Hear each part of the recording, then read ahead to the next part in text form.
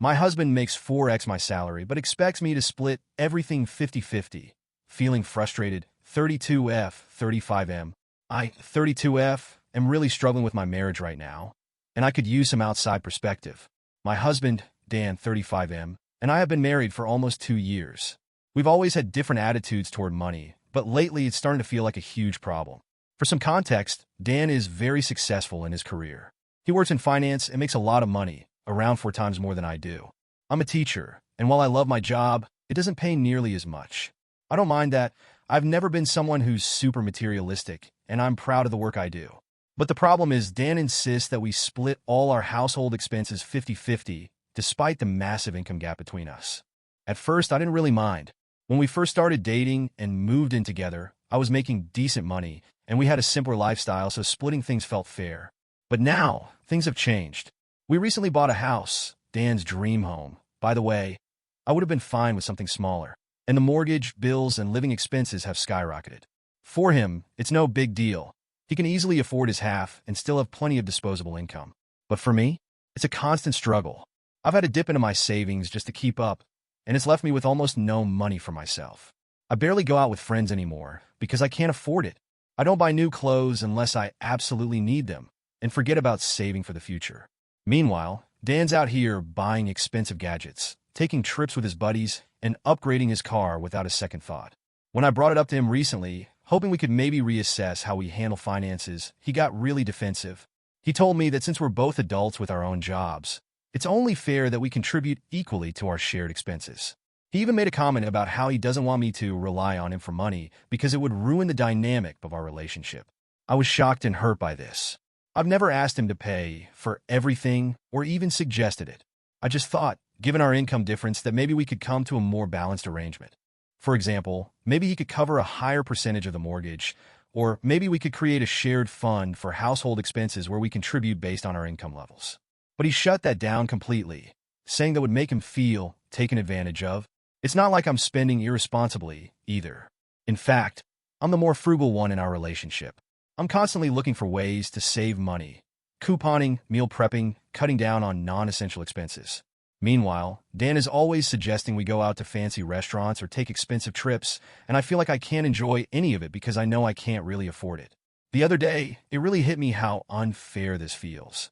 We were out shopping for groceries, and I noticed that every time we buy something for the house, whether it's groceries, home improvements, or furniture, I'm calculating in my head whether I can afford my half. Well, he doesn't seem to give it a second thought. It's exhausting living like this, constantly stressed about money, while he gets to live so comfortably. I've also noticed that our social circles are starting to diverge because of this. He can afford to go out with his coworkers for fancy dinners and events, while I'm stuck saying no to plans with my friends because I have to prioritize bills. I've even started working overtime and picking up tutoring gigs on the weekends just to have a little extra cash. But it's burning me out, and I'm starting to resent the fact that I'm working myself to the bone while he's out enjoying life. I love Dan, but I feel like we're living in 2 completely different worlds when it comes to money. I've tried talking to him about this a few times, but every time I do, he brushes it off and says I'm overreacting or that I just need to budget better. But how do I budget better when I'm already stretched so thin? I don't want to sound ungrateful, but I'm at a point where I don't even enjoy the lifestyle we're living because it feels like I'm drowning financially. Meanwhile, Dan is thriving. I can't help but feel a little resentful that he doesn't seem to notice or care how hard this is for me. And now, I'm sitting here, staring at the engagement ring on my finger, wondering if any of it was real. Should I even be planning a wedding with someone I can't trust? Every time I try to rationalize staying with him, another doubt creeps in. The man I thought I'd spend the rest of my life with may not even exist, at least not in the way I thought he did. One evening, while cleaning out our home office, I stumbled across a bank statement belonging to Dan.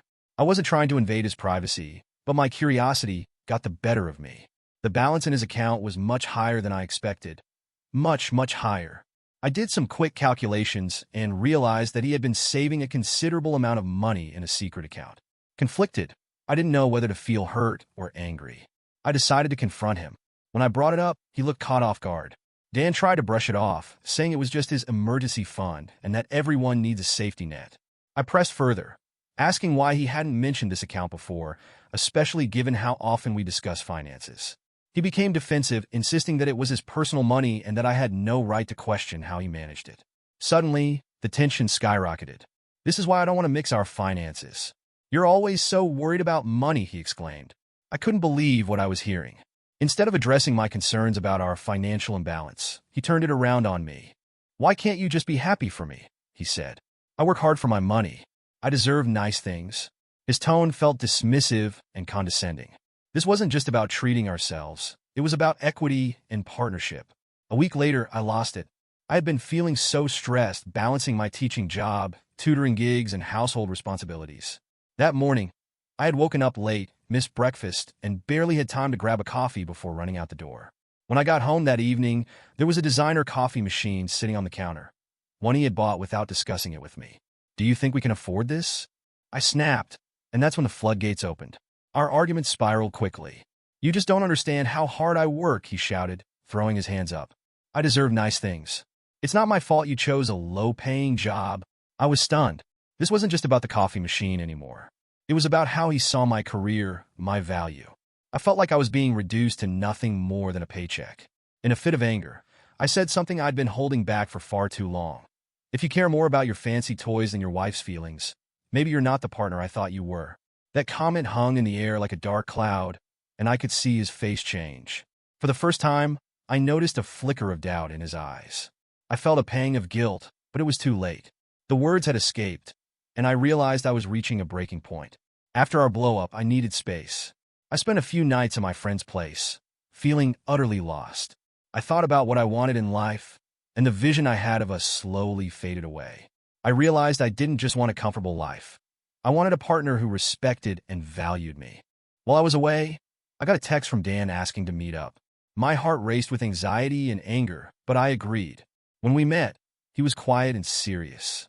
"I've been thinking," he started, looking down at his shoes, "and I realize I've been a bit selfish." It felt like a small victory, but I held my breath, waiting for the catch. "I want to make this work, but you need to understand, I can't change who I am. I've always worked hard for what I have." His tone was defensive again, and I felt that old resentment bubbling up. "So, what are you saying? I should just accept that you'll always be this way?" He looked at me earnestly. "No, I'm saying we need to come to an agreement.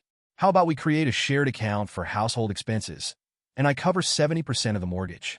You can use the leftover money for things you enjoy." I was taken aback.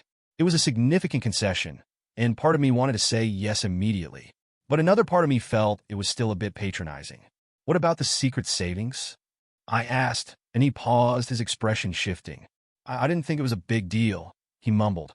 "But maybe we can find a way to use it for things we both enjoy." I thought about it for a moment. "Okay, but I want transparency. If we're going to build a life together, we need to be honest with each other about everything, finances included." He nodded. "I promise to do better. I really do love you." Slowly, I felt my heart soften. Maybe we could make this work, but it would require a lot of effort from both of us. Over the next few weeks, we worked on our agreement. We set up our joint account for household expenses and decided to keep our personal finances separate. I felt a weight lift off my shoulders, knowing we were finally taking steps in the right direction. Just as things began to feel more hopeful, I received a message from a woman named Lisa. She introduced herself as Dan's college friend, and as the conversation progressed, I felt a knot form in my stomach.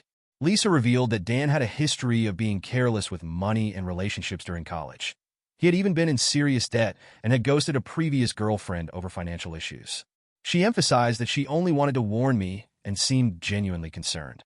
"I don't want to interfere, but I think it's important you know his past," she said. I felt betrayed and confused. Had he been hiding this part of his life from me? I confronted Dan that evening, and to my surprise, he admitted everything. "I was embarrassed," he confessed. "I didn't want you to see me as someone who couldn't manage his finances." That night turned into a heart-wrenching discussion about trust, vulnerability, and the importance of honesty. While I was angry at first, I knew we were both learning to navigate our imperfections. Through counseling and open communication, we learned to embrace each other's flaws.